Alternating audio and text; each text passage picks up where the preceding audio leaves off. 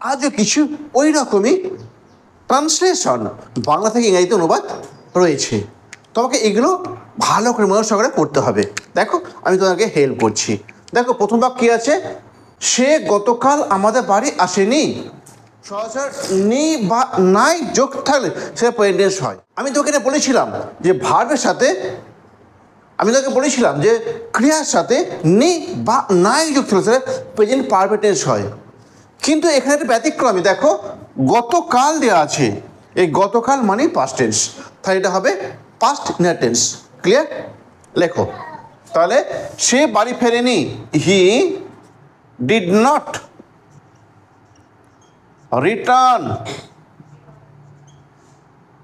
He did not return home,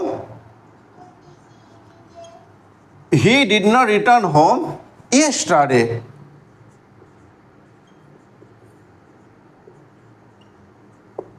he did not return home yesterday. Clear হয়েছে? Next, সিংহটা ইঁদুরটাকে মারলো না সেই সময়। দেখো এটা কোন টেন্স বল, কোন টেন্স? ইয়েস, সিম্পল পাস্ট বা পাস্ট টেন্স। এটা ভার্বের নিয়ম হচ্ছে ভার্বের সেকেন্ড ফর্মটা হয় কেমন, যেহেতু এবার না আছে তোমাকে আনতে হবে, যদি সিম্পল পাস্টে না থাকে, ভালো করে শোনো, সিম্পল পাস্ট টেন্সে যদি তোমাকে না আনতে হয় অথবা তোমাকে যদি প্রশ্ন আনতে হয় তাহলে তোমাকে আনতে হবে, বলছি সিম্পল পাস্ট, সিম্পল পাস্ট টেন্সে। হ্যাঁ তুমি ঠিকই বলেছো, ভার্বের 2 নম্বর উপায়, কিন্তু সিম্পল পাস্ট টেন্সে যদি না আনতে হয়, যদি জিজ্ঞাসা চিহ্ন আনতে হয়, তাহলে তোমাকে আনতে হবে অক্সিলারি ভার্ব কি, ডিড। বলো কি, ডিড আনতে হবে। ইয়েস, তাহলে আর ডিডের পর যে ভাবটা বসবে সে ভাবটার প্রেজেন্ট ফর্ম বসবে বা বেস ফর্ম বসবে। দেখো তাহলে সিংহটা দি, বলো দি, দি লায়ন, তাহলে ডিড নট। তুমি গতকাল কোথায় গিয়েছিলে? দেখো তোমাকে একটু আগে যেটা বললাম আমি, যে আমাদের, ওহো সরি, তুমি গতকাল কোথায় গিয়েছিলে, তুমি গতকাল কোথায় গিয়েছিলে। দেখো তোমাকে আমি এইটাই বোঝালাম, আগের টেস্টে দেখো বুঝেছে না আছে, না আছে বলে সিম্পল পাস্টে ডিড আছে, ডিড এসেছে, কিন্তু এখানে তাকে জিজ্ঞাসা আছে, আবার তাকে সিম্পল পাস্ট টেন্সি, তা তুমি কি করবে? গতকাল তুমি কোথায় গিয়েছিলে, কোথায় কি হোয়ার, ডাব্লিউএইচ আর হোয়ার প্রথমেই বসে গেল হোয়ার, এবার তুমি গিয়েছিলে did you, did you go, তুমি গিয়েছিলে yesterday, yesterday, জিজ্ঞাসা চিহ্ন। Where did you go yesterday, গতকাল তুমি কোথায় গিয়েছিলে। তারপর বাবা তখন বিশ্রাম লইতেছিলেন, বাবা তখন বিশ্রাম লইতেছিলেন, কি লিখবে? Father, FATHER, father. দেখো লইতে ছিলেন না, ভালো করে ভাবো, তুমি এটা পাস্ট কন্টিনিউয়াসে করতে পারো, কিন্তু পাস্ট পারফেক্টে করলে আরও বেটার হবে। কোনো কাজ অতীতকালে কিছু সময় ধরে চলতেই ছিল এমন বোঝানো হয় পাস্ট পারফেক্ট কন্টিনিউয়াস টেন্স। কেমন? দেখো father had been taking rest, father had been taking rest, then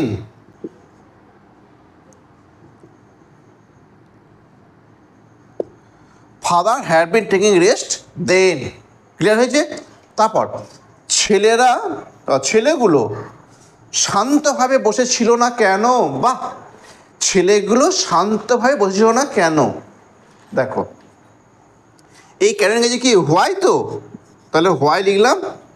এবার দেখো বসেছিল, এটা কোন টেন্স? ছিল, লজক আছে, আবার সিম্পল পাস্ট, পাস্ট টেন্স, আবার তার ডিড আনতে হবে। তাহলে why did the boys not sit, why did the boys not sit calmly, CALMLY, মানে শান্তভাবে। Why did the boy not sit calmly, আর এই নটটা না সব সময় দেখবে মেন ভার্বে তুমি আগে বসাবে।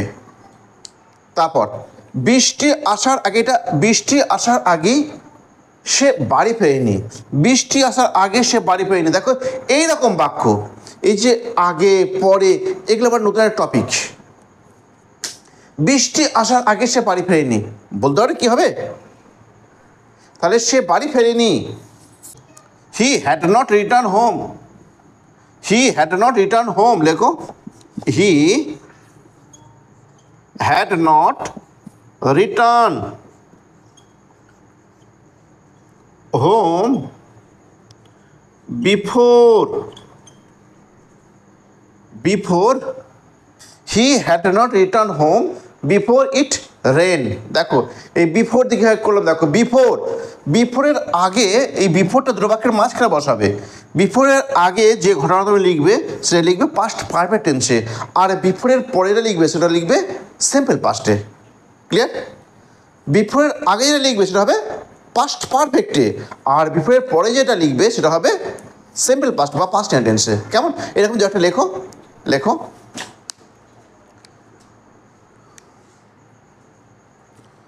শিক্ষক, লেখো শিক্ষকটা আসার আগেই ছেলেরা দাঁড়িয়ে পড়লো।